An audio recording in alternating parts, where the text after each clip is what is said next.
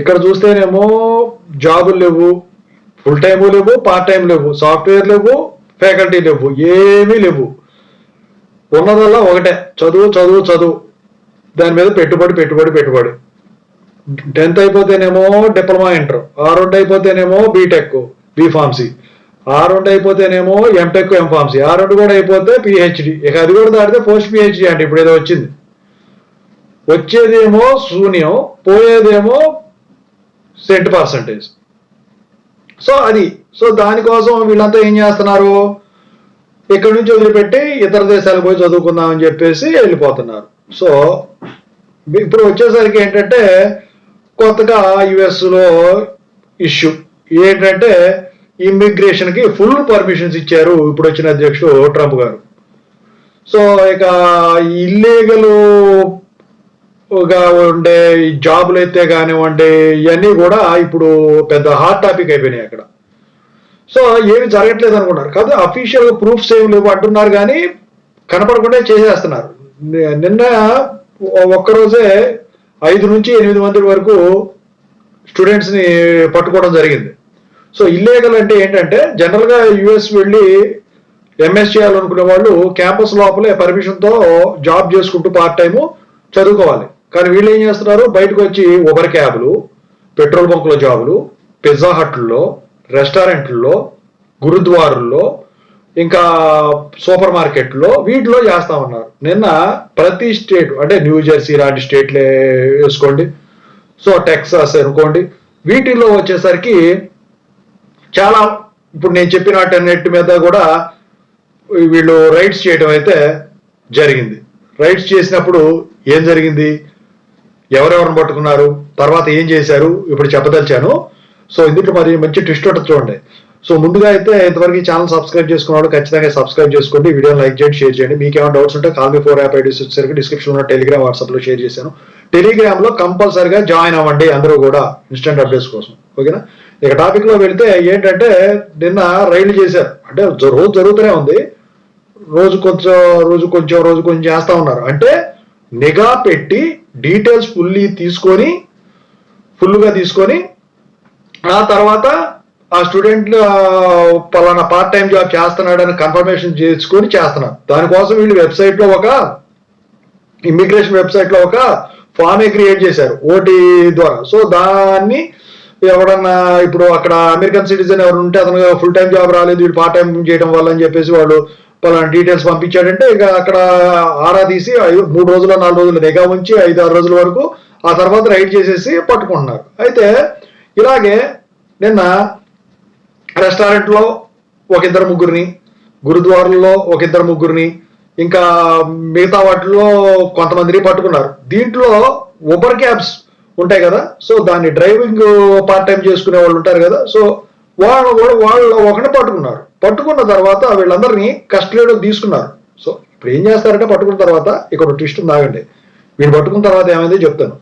So జనరల్గా ఏంటంటే ఆయన చెప్పిన దాని ప్రకారం అక్కడ ఉన్న సిటిజన్షిప్ క్యాన్సిల్ చేయించేసి, సో ఆ తర్వాత ఎంఎస్ క్యాన్సిల్ చేయించేసి ఇండియాకి పంపించేస్తారు. పలానా డేట్ కల్లా నువ్వు వెళ్ళిపోవాలి, పాస్పోర్ట్ లాగేసుకుంటావు, ఆ పాస్పోర్ట్ లాక్కోలే కానీ అక్కడున్న ఒక వీసాకి ఒక పర్మిషన్ ఉంటుంది, దాన్ని క్యాన్సిల్ చేసేస్తారు.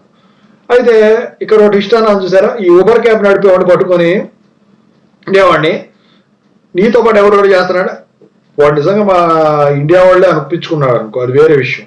ఏంటంటే వాడి ఫ్రెండ్స్ని కూడా లిస్ట్ మొత్తం చెప్పేసాడు వాళ్ళకి, వీడితో పాటు వాళ్ళని కూడా కస్టడీకి తీసుకున్నారు. విచిత్రం ఏంటంటే సో చెడపక్కరా చెడేవు అని చెప్పేసి మనం బాగుపడకపోయినా పర్లేదు పక్కనోడు చెడిపోతే చాలు అన్నట్టు ఉందన్నమాట ఇక్కడ. సో మొత్తానికైతే ఇది అమెరికా మొత్తం కూడా ఇదవుతోంది. ఇదంతా ఎందుకు చెప్తున్నానంటే ఇక్కడ జాబులు లేవని చెప్పేసి అక్కడికి వెళ్ళిపోతున్నారు కదా. ఎందుకంటే ఇప్పుడు లోన్లు తీసుకొని డబ్బులు మధ్య తరగతి లేదు, బజ్జీలు బండి లేవు, ఇడ్లీ బండి లేదు, ఉన్నోళ్ళు లేరు, లేనోళ్ళు. ఉన్నోళ్ళు అంటే ఎట్లా కట్టేస్తారు. సో లేనోళ్ళు కూడా ఏం చేస్తున్నారు, లోన్లు పెట్టుకుని పోతున్నారు పార్ట్ టైం జాబ్ కోసం. అయితే ఇప్పుడు మధ్యలో బయటకు వచ్చేసారు అనుకోండి, అక్కడి నుంచి పంపించేస్తే అటు ఎంఎస్ఓ కంప్లీట్ అవ్వక అక్కడ ఉన్న పెట్టుబడి అంతా వేస్ట్ అయ్యి ఇక్కడ ఇండియాలో ఉన్న మీ అప్పులు తీర్చుకోక ఏం చేస్తారు, అప్పుడు ఇబ్బందులు పడతారు. అందుకని చెప్పేసి వెళ్ళిపోయిన వాళ్ళ సంగతి నేను మాట్లాడలే. ఇప్పుడు వెళ్ళబోయే వాళ్ళు ఎవరైనా ఉంటే మీరు 2 ఏళ్ళు పార్ట్ టైం జాబులు చేయకుండా చదువు కోసమే వెళ్ళి దానికి సరిపడా ఖర్చు పెట్టుకోగలం, 1,00,000 పైన ఉంటుందండి నెలకి. సో అనుకుంటే మీరు వెళ్ళండి. సో వెళ్ళిన తర్వాత మరి మనకేంటి ఎంఎస్ వాల్యూ ఉండదు మన ఇండియాలో అంటే, ఎంఎస్ వాల్యూ ఉండకపోయిన తర్వాత సంగతి. అక్కడ కన్సిడర్ చేస్తారా, ఇక్కడ కన్సిడర్ చేయాలంటే ఇక్కడ కన్సిడర్ చేస్తారు ఎంఎస్. కాకపోతే ఇక్కడ ఎంటెక్ ఇవే కదా. అయితే అక్కడ మీరు 2 ఇయర్స్ అయిపోయిన తర్వాత ఇంటర్న్షిప్ తీసుకోవచ్చు. ఇంటర్న్షిప్ ద్వారా మీకు జాబ్ వస్తే 3 ఇయర్స్ వరకు H1B ఇస్తారు. అంటే మీరు స్టూడెంట్గా 2 ఇయర్స్ ఎంఎస్ చేయడానికి వెళ్ళినప్పుడు F1 వీసానే మీకు వచ్చేది. అక్కడికి వెళ్ళిన తర్వాత ఇంటర్న్షిప్ ద్వారా జాబ్ వస్తే H1B ఇస్తారు. అయితే ఎంప్లాయర్ అంటే ఎవరైతే మీకు జాబ్ ఇస్తారో కంపెనీ వాళ్ళు, ఇంటర్న్షిప్ కానీ దేనికైనా, వాళ్ళు ఎంప్లాయర్ అంటారు. వాళ్ళు ఏం చేస్తారంటే ఇంకా నీకు సేవలు బాగా నచ్చినట్టయితే వాళ్ళు గ్రీన్ కార్డు కానీ వాటికని H1Bకి వీటన్నిటికీ కూడా వాళ్ళే రిఫర్ చేస్తారనమాట. సో ఇలా చేసుకొని వెళ్ళండి. అంతేగాని మా పక్కింటోడు వెళ్తున్నాడు, మా ఇంటెనకోడు వెళ్తున్నాడు, మా బజ్జీల బండోళ్ళు వెళ్తున్నారు, మా ఇడ్లీ బండోళ్ళు వెళ్తున్నారు అని చెప్పేసి మీరు కనుక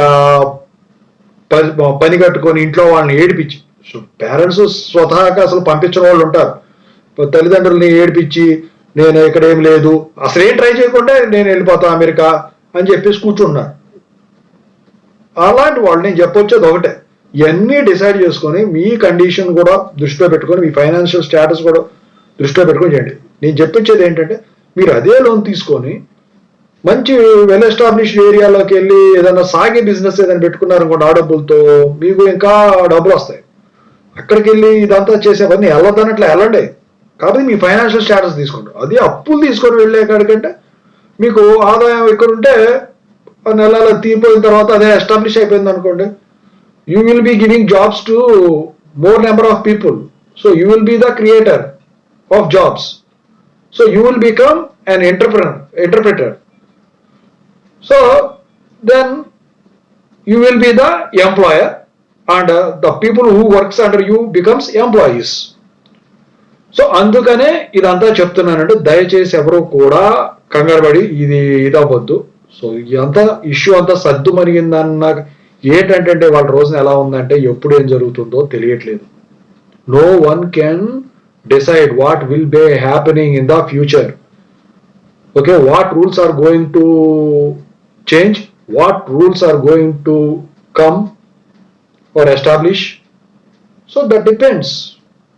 Their vision will, not according to ours. మనం ఏం చేయలేం కదా, మన దేశం కాదు కదా. ఓకేనా? సో ఇది చెప్దామని వీడియో చేయడం జరిగింది. Thank you so much.